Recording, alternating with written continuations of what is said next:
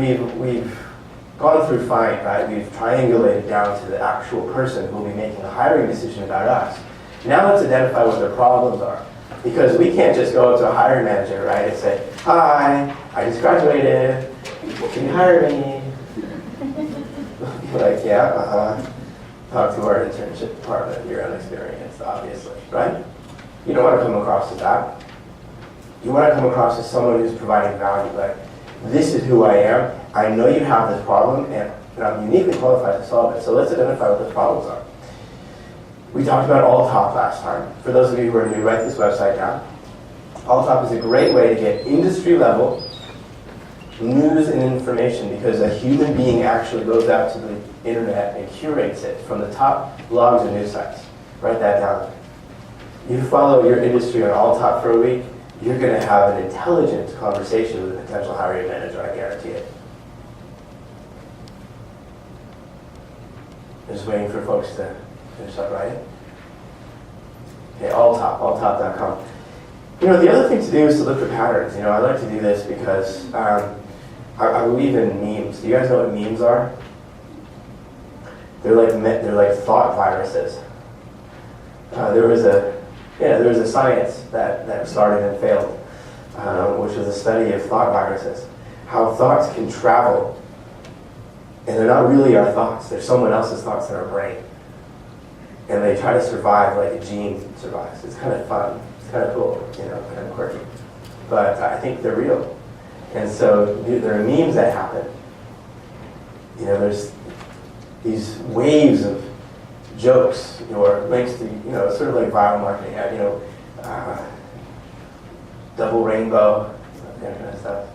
It's just thoughts and dreams and clicks and interests go viral. And what can happen is that patterns emerge that you can take advantage of. So on this page that you're looking at, I just went to some of the green energy groups that I was a member of on LinkedIn, and I said, what are some commonalities between these groups? What are people talking about? Because of common, ordinary, everyday people are talking about the same things, there might be a meme. And if there's a meme, then probably my hiring manager has caught it too. And then I can clue into that, right? So it looks like wind energy seems to be, at this time, this was 2 years ago, the thing, right? And we're seeing solar companies starting to fail. So this meme picked up on that. This screenshot is 2 years old. And now we're seeing solar companies dying out and wind becoming big, right? Sometimes memes can predict where industries go. So it's a fun experiment to look for patterns when people start talking about your industry. Ask your community, right? All of you should be members of the TCU group on LinkedIn. Is anybody not? Guilty hands start rising a little bit. Yeah. Well, you should. Because access to your alumni is probably the most powerful tool you can have throughout your entire career. In fact, Rod is going to a Wharton MBA, a networking event tonight. MBAs from Wharton who live in the Dallas-Fort Worth area are getting together to support and network with each other. You're going to have TCU supporting you for your entire career. Leverage it as much as you can. Join that LinkedIn group because you can go up to them and ask questions, right? So this is incredible. Jamie asked, she's part of a group called social networking, online social networking. Okay? And she said, where do I start in the world of social marketing? You know, all she's saying is, look, I'm new, I want to get into the industry, I'm looking for a job. Can anybody give me some advice? Check this out, 55 comments. How would you like to get 55 comments from experienced professionals in your industry, helping you and guiding you make decisions about where to work? Ask for help. It's okay, especially from trusted groups within your industry and within your alumni networks. Yeah? You guys comfortable with that, asking for help? Remember, the way you ask the question shows your intelligence. So ask intelligent questions. And listen to the answers. Okay. So that was identify. Okay. What about reaching out to these information interview sources? How are we doing on time? Do we have the time to keep it? Half hour. Great. So we'll have a lot of time for questions. I hope you're thinking of them. Okay. no, we can always talk about Twitter, but I want to focus on this for as long as I can. You're doing all this research. A lot of it is going to be speculation. Here's a meme I think I picked up on. Here's a pattern going on. Here's some news articles. Here's some press releases. But you're not sure yet, are you? You're not really sure. You don't know what's going on in here, in the mind of that hiring manager. Because you only have one chance to reach out and ask for that meeting. And you want your message to be right on target. And that's why information interviewing is so powerful. Your career center encourages you to do that for a reason, right? But it's not always very comfortable to do. It is the most important thing you can do because it will help you refine your message. So reaching out to new hires is a great way to do that. New hires did what you are trying to do. They've done it. They've been there. They wrote the resume that worked. They answered the questions in a way that got them hired. They positioned themselves.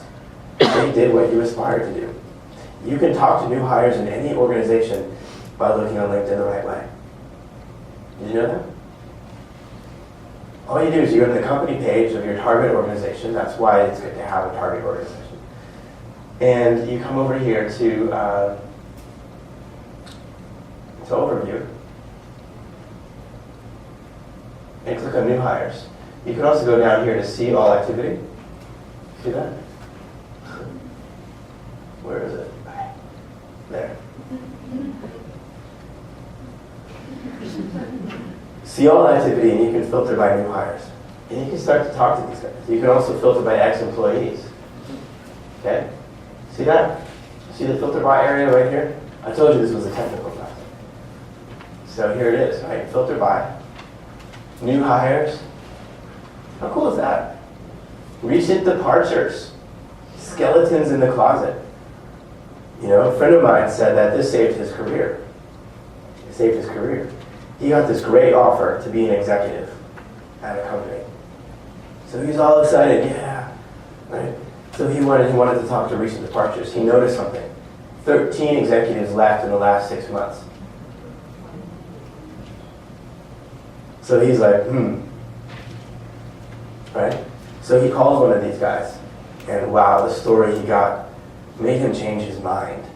He said, I don't think I'm going to accept this position. As high of a level as it is in my career, I'm not going to take it because this is career suicide. Right?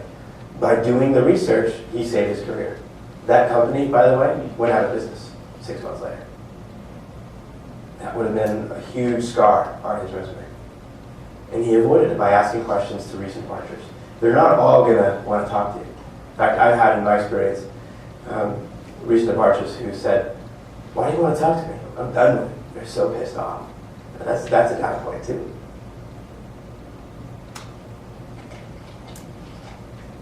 And you can find all of this through LinkedIn using the people search. Remember, you go down to that all activity area and you go to the filters. Okay? Remember that. And then once you've done your information interview, by the way, how are you all trained on how to do information interviews? Not so much? Here's sort of a framework that you can use for your information interviews. It's not in the slides, but I'll tell you what it is. Ask 3 questions, really.